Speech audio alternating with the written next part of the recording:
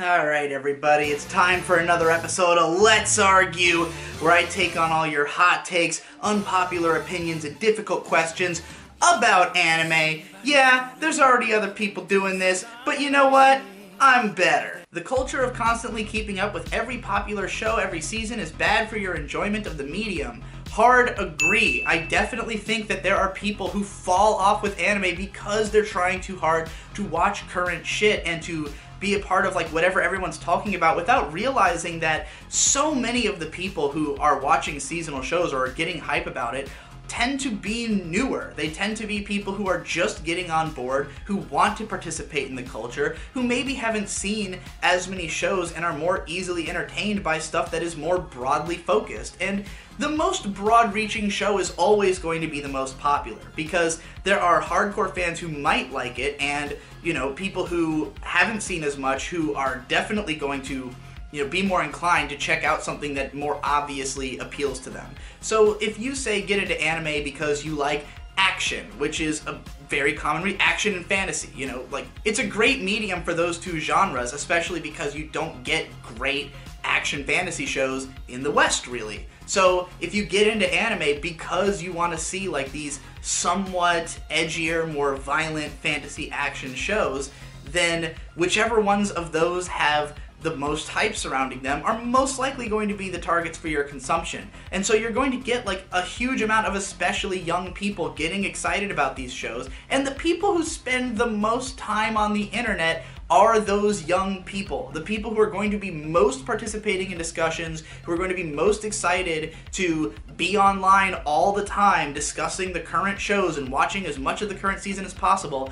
There's a category of person who has the time for that, and it's usually students, people who are, you know, filling a lot of their excess time, especially if they're lonely people who don't have a lot of friends or a lot of social activities going on, who are going to spend more time online discussing these shows. And so when you, especially as an older or more jaded anime fan, find yourself feeling the need to continue participating in that system, you will slowly start to feel like, man, everybody just likes the same old shit every time. I don't understand how, like, all these people can still be down for every new isekai anime, but it's like, it's not the same people. It's new young people. It's, you know, most anime fans have a shelf life of about 2 years. Most anime fans will get in, they will get jaded, and they'll get out, unless they become someone who deep dives and tries to find more classics and tries to participate in that way.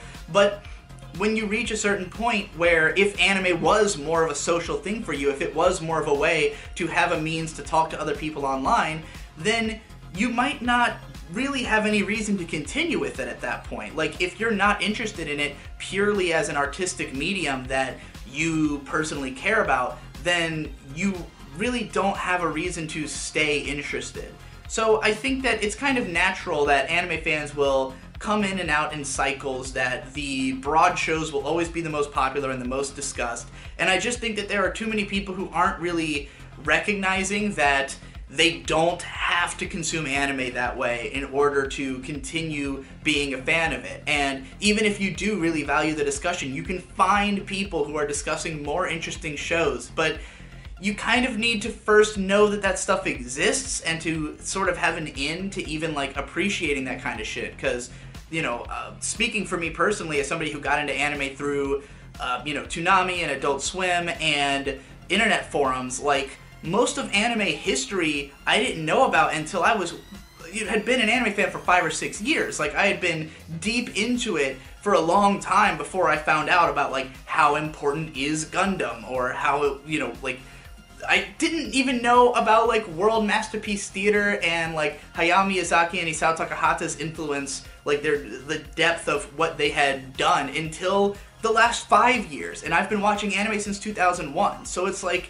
unless you happen to have information cross in front of you that, you know, informs you of these greater depths you can go to, because the information is not that accessible, it's not really being pushed in your face in the way that current shows are, you know, you're not going to find out about these greater depths you can go to. And I think that's why it's so important for any tubers to exist who are trying to bridge that gap. And I really respect even guys like The Anime Man, who does a show similar to mine, who will pay, you know, lip service to those older shows, who clearly has an understanding of anime history, and, you know, even if he is appealing to a broader base, he's still like making sure that people know that there is more to this and there's more to investigate. And I think that, you know, there's some responsibility on the part of us anime YouTubers to continue to promote that, so that we can keep people invested and involved for our own sakes, so that anime can keep being made and keep being good. And the more anime literate people are, the more, you know, the tendency of their viewing habits will swing in a direction that is helpful for us. Disregarding anime as art and watching purely for entertainment is a valid way to consume it. I agree. I mean, there's no invalid way to consume anime. You can just do it however the fuck you want. Do I have to respect you and your decision? Absolutely not. People that refuse to watch anime that has an all-female cast are missing out. Absolutely. And I think that the number of those people in the community is diminishing, or that opinion is becoming more unpopular. Like, back when I was really getting into the community in the late 2000s, there was very much a fjord between the moe people and the manly people, like the ones who thought that, you know, cute girls were killing anime. And I understand that anime is very much an aesthetic medium. There's not really much reason to choose anime as your medium of choice unless you are just interested in like watching TV shows with long involving narratives, which is one great thing that, you know, anime has always done well. But like, also just if you were into it because it does these certain genres like sci-fi and like super manly violent action shows, and you haven't been getting as much of those, like, I understand losing interest in the medium at that point. But if you are somebody who just wants to watch things that are good, it's not just about a specific aesthetic that appeals to you, you just want to see things that are of quality, and you're skipping out on cute girl shows, you are missing out hardcore. K-On!, as good as it was, dumbed down much of the anime landscape for years to come. I really don't know what you mean by this. What did it do to dumb anything down? If anything, I think that between Kyoto Animation's work in the late 2000s, they really raised the bar heavily for anime, where you know, those types of shows existed. There was plenty of it before that point, but they were not nearly as good. And I think that they made it so people were willing to accept a, you know, like, they were less willing to accept a lower standard for cute girl shows and moe shows. It became that, like, we expect a certain level of characterization and production quality. And granted, I do think that there are shows that were able to ride on the coattails of the success of those shows and put in less effort and, you know, attract people who just wanted something similar. But I think that the fact that we can even get so many good shows in those genres is largely attributable to the fact that those shows put in so much effort to go above and beyond the Call of Duty. Subscribing to Crunchyroll does nothing to alleviate workplace violations, labor shortage, etc. in the anime industry. Fighting income inequality by forming unions and worker ownership does fix those issues even better than charity ever could. DM me for more. Well, yeah, obviously. But more than that, I think that we just need to recognize that anime is a medium that doesn't really make sense as a job. It's not really something that I think is advisable to get into, to, like, you know, pursue as a career path. I think that the reason people do it is because they're passionate about it. They're people who care about anime, they want to work on anime, they want to draw for a living, and, you know, this is something that maybe they've always dreamed of, or that they admire, you know, other animators and they want to be like them. But you have to appreciate that anime is not profitable enough for it to be able to, you know, really give you the lifestyle that you're looking for unless you are really talented. So when I think of, like, a group like Kyoto Animation, and everybody says how, like, their scheduling is so much better, and they, you know, they don't overwork their employees, they make it so they have a more comfortable working environment, you know, like, people are just able to work better. But it's not just because of that that their shows are good. It's because the people who they have are good. They have great animators. They have great talent at their studio.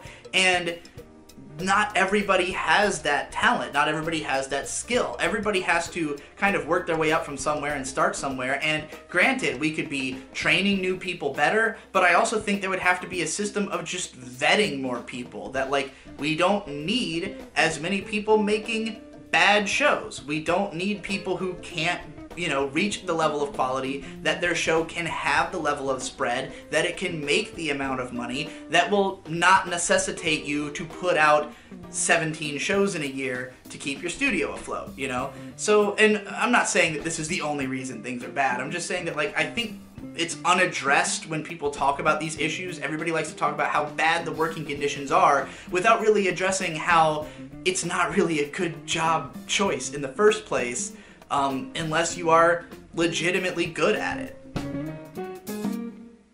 Aggretsuko was the most relatable anime of 2018 by a country mile. We need more anime focusing on adult life with all of its pressures, jobs, the overall social structures, etc. To which Iroboke said, I wouldn't call this a hot take. I wouldn't either. The show is extremely popular and successful. But yeah, I agree. But at the same time, I do think that I don't think I was as impressed with Aggretsuko as some other people were, just because of the fact that I feel like there are a lot of workplace dramas that come out of Japan that are all kind of the same. Like, if you've seen Hataraki Man, then Aggretsuko isn't that unique. I think it's better, but like, you know, I don't know if we need there to constantly be shows like this on TV when, like, dealing with that reality, like, the reason we don't have more, you know, stuff about it is that it's the same experience for almost everybody. So, like, in many ways, Aggretsuko is enough for now, but I do think, you know, if there are people who can find ways to explore these concepts in really unique and different ways, then it would be worthwhile. But, like, I don't think we need another show that's just telling the same story as Aggretsuko again. Revolutionary Girl Utena is the most gorgeous, aesthetically TV series of all time, maybe. It's up there. It's one of the most aesthetically interesting. I mean, obviously the visual flair of it is just, like, totally on another level from most shows. I don't think it has the consistency, especially in animation quality, that I would hope for from a show that I was going to call the best looking anime aesthetically. You know, I'm a big fan of the look of, like, Kashurn Sins. I think Kill La Kill is really beautiful, and anything Imaishi has done, basically, it would deserve to be in the ranking.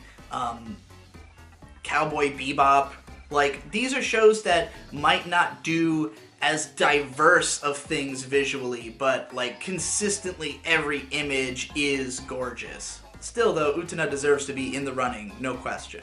Alright, that's it for this episode of Let's Argue. Follow me on Twitter if you want to, you know, be a part of the next one that whenever it goes up. I've recorded like 6 of these in a row, so it'll be a while before I post the next tweet, but that's where you'll be able to react. And also, if you want more Digibro content, there's an endless sea of it in the every video featuring Digibro playlist, because I have a lot of channels that I appear on, and I do all kinds of shit. I'm constantly talking. I never shut my fucking mouth. My voice somehow doesn't go hoarse in spite of hours and hours and hours and hours and hours. Anyway, go watch all that shit. See you next time.